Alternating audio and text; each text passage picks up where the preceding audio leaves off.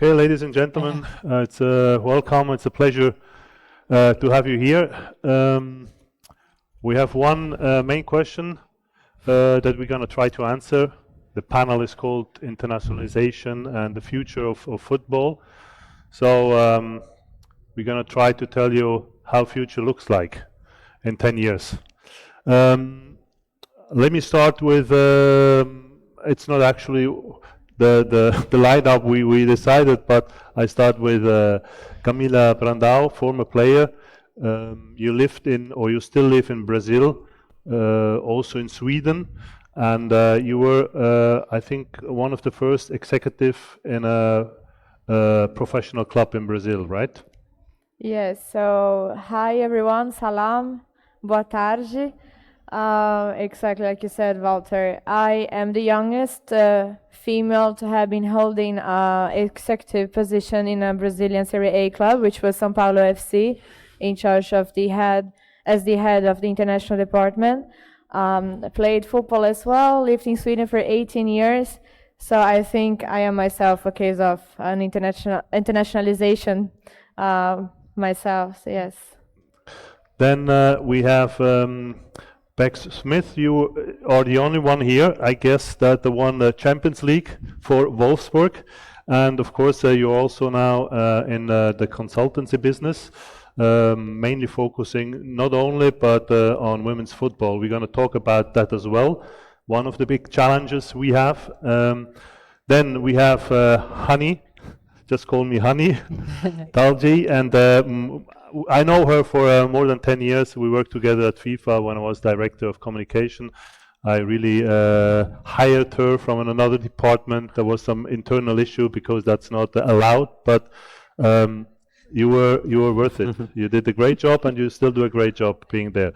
You're going to talk about your experience starting playing on the streets of Bethlehem, and football brought you to where we are now. And then Sohail Var, you have a crazy idea, or you still have it.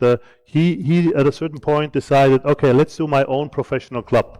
And he also set a timeline. He said, I want to create a professional club within 365 days. And we're going to talk about that and about your experience. Okay. What are the big challenges in the next 10 years? I mean, there are many, so you know them. And for sure, it's about how will women's football develop, what are the challenges, the opportunities. But of course, we have also artificial intelligence. I mean, that's something that it triggers me personally, because I cannot imagine how this works. You know, I hear people that say at a certain point you can run a professional club only by artificial intelligence. So I mean, we're going to see if that will happen. That's for sure one of the big topics, not now for the panel, but in the next years that we have to face. For sure, another important, and let's see if we can talk about that development, is you know, the shift. Personally, I think that will be a shift in the sports policy power. We already witnessed this with different examples. So will the stakeholders today be the same stakeholders in 10 years' time? It is a heretical question, but a question probably we're going to have to ask in the future. Do we need, like the international governing bodies, to organize a competition? Or is it enough if players and clubs, and especially fans, they just regroup and they decide what they want to do? So let's see if we can go so far, but I would like to pass the floor to the experts here. Beck, what are, in your view, I mean, you have the experience as a player at the top level. You're now also a consultant. Where do you see the big challenges? Is it money? Is it infrastructure? Is it maybe policy? Is it what do you think is needed to bring football, women's football, where it has to be? Yeah. Thanks. Nice to see everybody again. I think the biggest opportunity right now in football is in the women's game. I think there's loads of reasons for that. A lot of it is actually financially. I think previously it was because women's football has been banned in some countries, not allowed socially and culturally in some. It's now trendy to actually include women in things, which is fantastic for 3 of us on this panel. But I also think that there's a big commercial value as well. If you look at the NWSL, the league in the US right now, there, about 5 years ago, I had a guy that was owning one of the men's teams, and he was given the women's team for free and said, hey, can you run this? They actually declined it at the time. Now, to get into the league, it cost 53 million in the last round. So in 5 years, it's gone from almost a negative into plus 53. When you look at brands that are coming into the space, I did some work with Zero, the online accounting company that actually sponsors women's football now at FIFA, was looking at their global strategy, and now they've actually sponsored or done partnerships globally as well. Huge money coming into the space. And another recent example was when I was working at Optus Sport. I was hosting the morning show there during the Women's World Cup. And actually Optus Sport, who also has the men's World Cup, the men's Euros, the K-League, the J-League, the La Liga, and the Premier League. For the Women's World Cup that month, they had the most streaming, most downloads, most watch month ever in the history. And that's when they have all of those leagues going simultaneously, and including the Men's World Cup. So I think when you look at the opportunities from a commercial standpoint, from a broadcast standpoint, I think the biggest opportunities are in the women's game. I'll talk about challenges a little bit later, but let my colleagues Perfect. Camilla, did you feel like the support from society, from politicians towards women's football in Brazil or in Sweden? What are the differences? Yes, there are huge differences for sure. I remember when I was playing myself in Sweden, we had exactly the same infrastructure that the males team had. That doesn't matter the age. And sometimes, depending on the club, I mean, I played for AK and Hammarby, so sometimes we played actually against each other, just let's say 30 minutes together in the end of both trainings. And you will never see that in Brazil, for example, talking about the big clubs. You will never see Corinthians doing let's say, a friendly between a female and a male category. And I will also say that nowadays, the structure and the organization for women is much, much better than it was for sure for 10 years ago.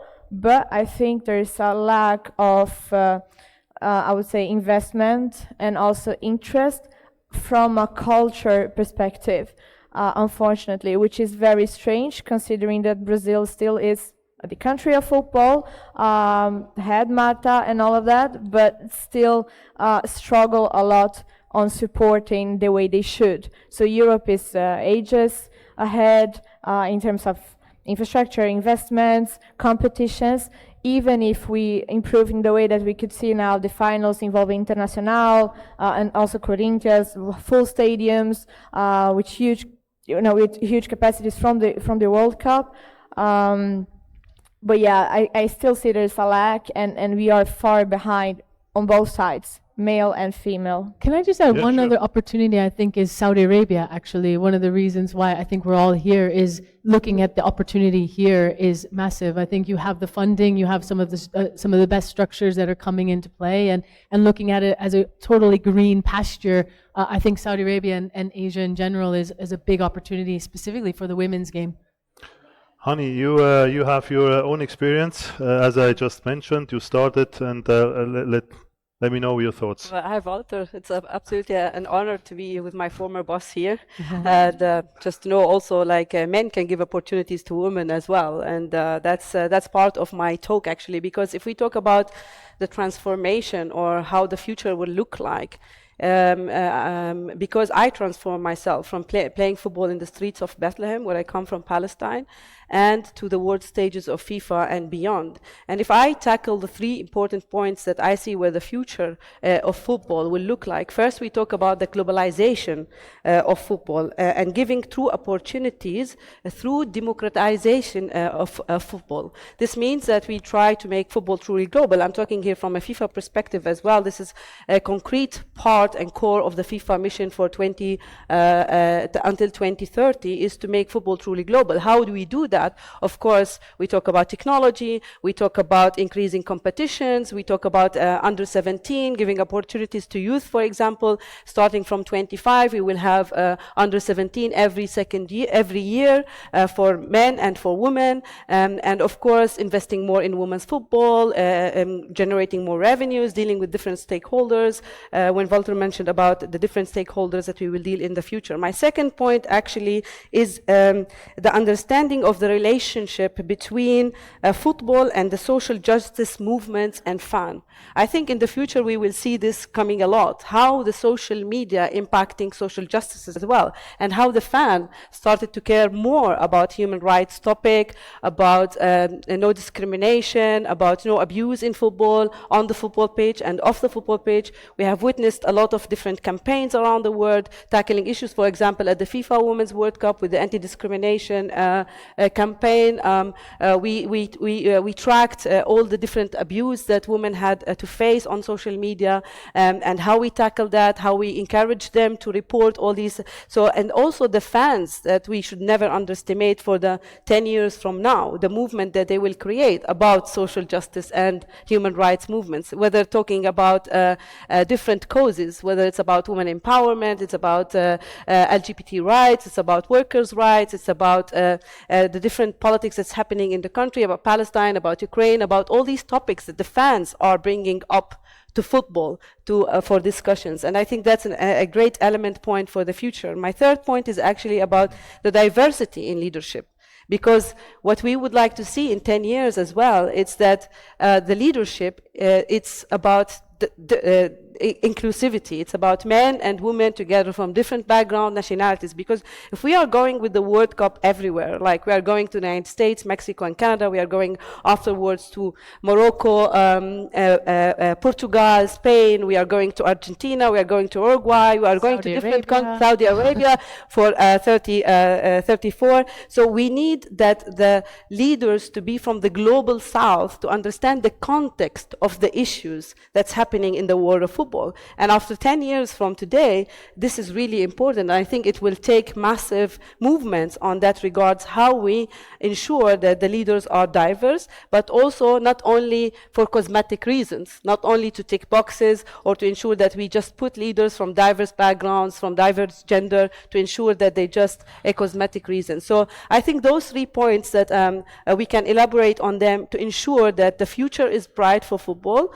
We are trying to make football truly global with those elements, but of course the increase of competitions, revenues that comes with investments to both men's football and women's football from FIFA perspective as well. Perfect. That's a good question for you. Hani was talking about also the power of social media and to engage with fans. And I mean, you were actually exactly in this world. At a certain point, you decide that, I do it my way, not like the big clubs. You do your own club with all your social media presence. Can you tell about that and also the power of? Yeah, for sure. So one of the big opportunities I see in football in the next few years, and something I'm very passionate about, is the power of social media to create any vision you want. So I see a football where, like any vision, any brand, any company that you guys have can move much bigger, faster, and better if you're able to create engaging content, which will then create communities around the world. So we're currently building a pro football club in 365 days, and we're doing it from scratch, which is a really big project. It takes a lot. But one thing that makes it special is we decided to make the community part of the building process. So we had our club values, but we decided to ask the audience, hey, what do you guys want the name of the club to be? What do you guys want the colors of the club to be, the logo of the club to be? And essentially what we did in the last, it's day 73 right now. We've created over 100 million views across all the main social media platforms. And it's created this wave where resources around the world are coming and they're allowing us to move forward with this project to make it a lot bigger and move a lot faster than we could have before. So a couple days ago, we just closed a partnership with a kit manufacturer that we asked the audience about. They all tagged that company, and now we have somebody designing our kits, and they're covering like all our manufacturing expenses for this upcoming season. So if like any of the topics here too, with like women's football, for example, that's part of our vision too, is we're going to have a men's pro team playing in the league in September 2024, but we want to have a women's team as well, and we're going to have a youth academy where we both have boys, but we also have women. And then, like you guys mentioned, here in the Middle East, I see a massive opportunity now for female football to really thrive and to get to the next level. I have a friend, she is the co-founder of Onyx FC. It's the first fully female-owned club in Dubai. And she mentioned like a lot of female footballers, they don't have opportunities in Dubai.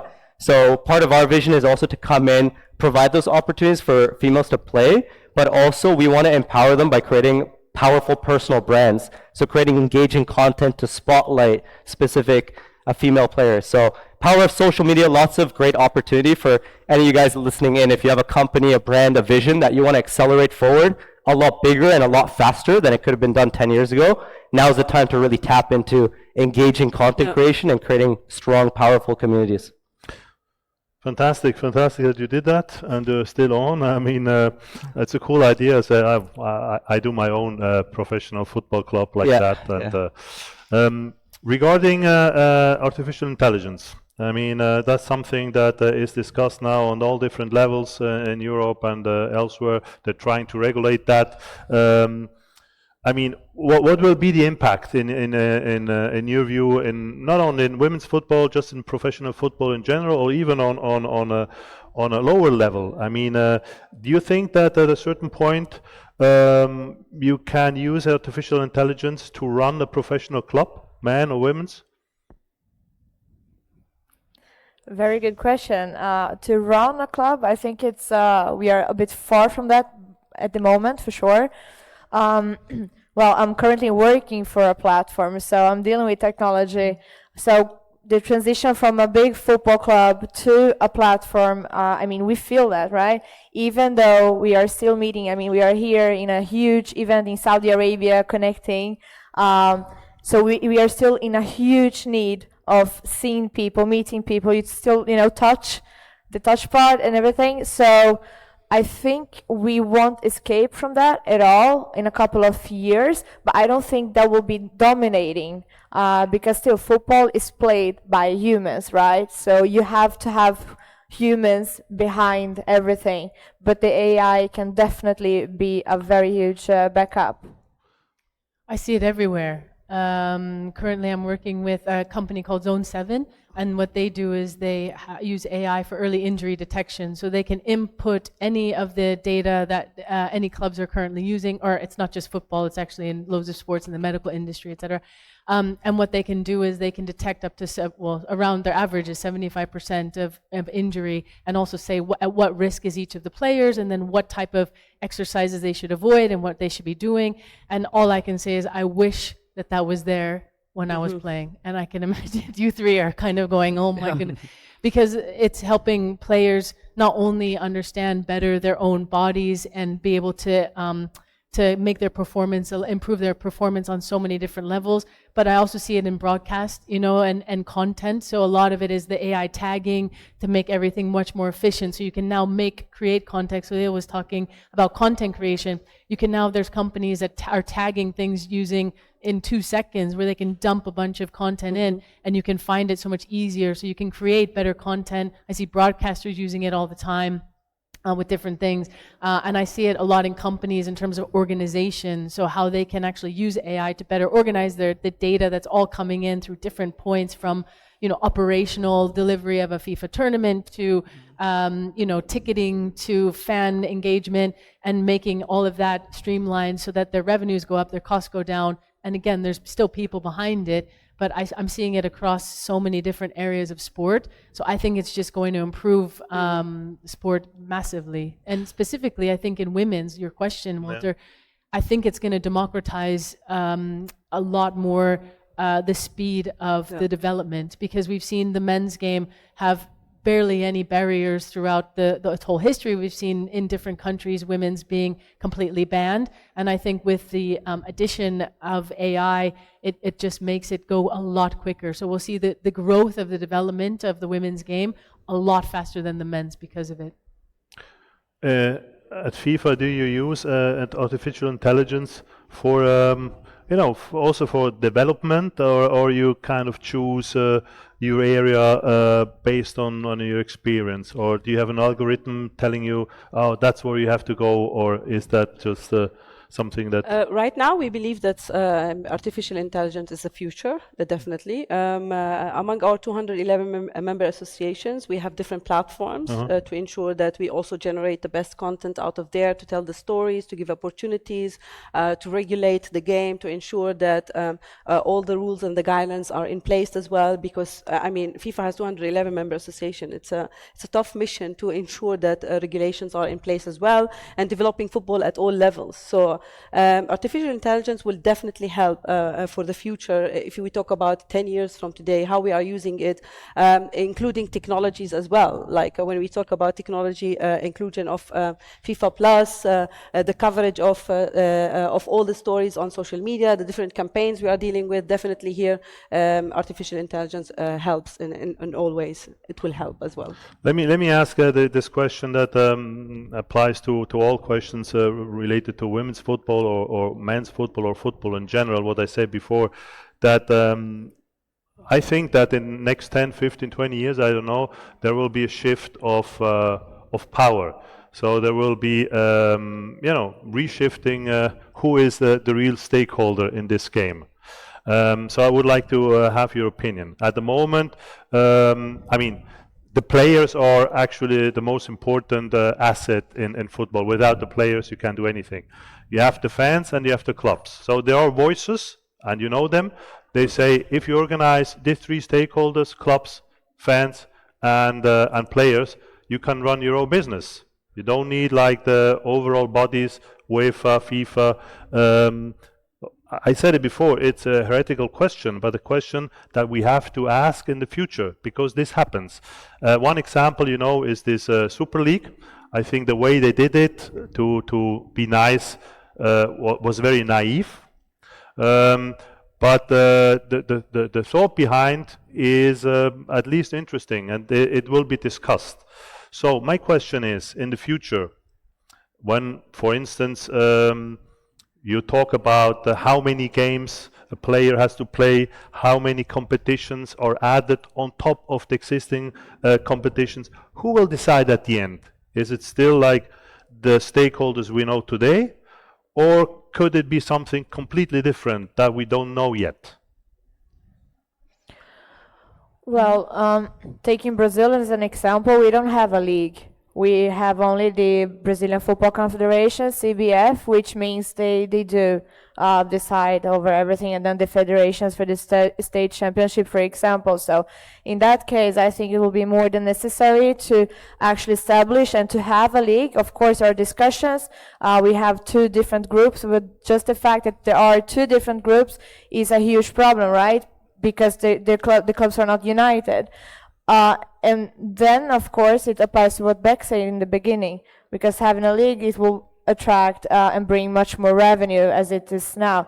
So then you will automatically have another kind of power, another kind of, you know, new people coming in, and CBF or the federations wouldn't be those main stakeholders. So I think, I mean, now I'm talking only about Brazil, but that's the natural way, right, in Europe as well. Even though FIFA, for example, it's I mean, they should be, in my opinion, as well, on charge of the main football competitions and issues, because it's an organization, right? And then everything becomes much more structured. Honey, I know you're representing FIFA, so I don't know how far you can go, but in, let's say, in 15, 20 years, we still have FIFA? You know, you need a leader at some point that put things together and, you know, decide on behalf of the different stakeholders, on behalf of the 211 member association, or could be more by 2030.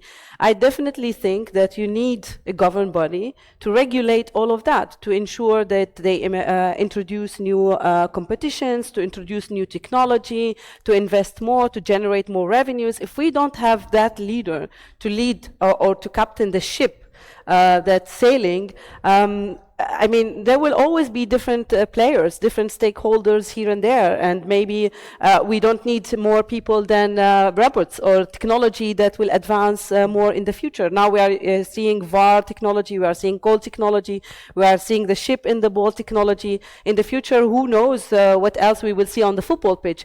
But you still need the governing body. Now, not because I'm working in FIFA and I dedicated almost a decade working for this organization, but working on a daily basis, knowing that a governing body that gives the opportunity for the voiceless people, for the people who have no opportunity, because going everywhere with the leadership, it's ensuring that every talent get a chance and every talent would be highlighted for a better future. That's why we need still FIFA to ensure that all those people, boys, girls, men, women, all around the world, have the chance and the accessibility to ensure that their talent are respected, the opportunities are given to ensure that there is a bright future in football, including social media, including the fans, which they play a very important role. For example, if we can talk about 10 years, can we see a football without fans? We can question that too, but of course not, because now it's the technology and now it's the e-sport. You can see that, okay, maybe not more people engaging on the streets. I mean, I started playing football in the streets. Nowadays, you don't see that many kids in the streets. You see them at home watching the esports or playing FIFA and playing games. Is this the future that we are looking forward? Is this part of the challenges that we are facing as well, or kind of the opportunities that we want to embrace? The question is more if the current stakeholders will be the same. So we don't know. I would love to hear your opinion in the audience, but let's go to the youngest here on the panel. What do you think? Will you still have like the stakeholders as of today, or you don't care basically because you do your own thing? You know, you create your own business, and then it's whatever they do up there. Yeah, I think like Honey mentioned, it's really important to have key governing bodies. For example, FIFA. For us, it's going to be, we have our club in Dubai, so it's going to be the UAE FA that we look up to. They set a lot of the structures in place. Now, are things run perfectly? I think there's always room for improvement, and that's where, for example, we're building a football club, we have a big influence, and we can come and share certain influences and messages to try and have guidelines be shifted. One of those things that we're currently talking about is, in the UAE FA, when you move up to the first division, there's really strict guidelines on how many foreign players you can have, because they really favor local talent. So we want to spread some messaging and influence to be able to change that, to promote more international talent to be able to come out. Another thing is the distribution of funding throughout all the different divisions, from like the first division to the third division. So I think it's important to have those stakeholders in place. I think they're going to remain there, but there is a massive opportunity for people like us to come and influence some of those guidelines and the regulations.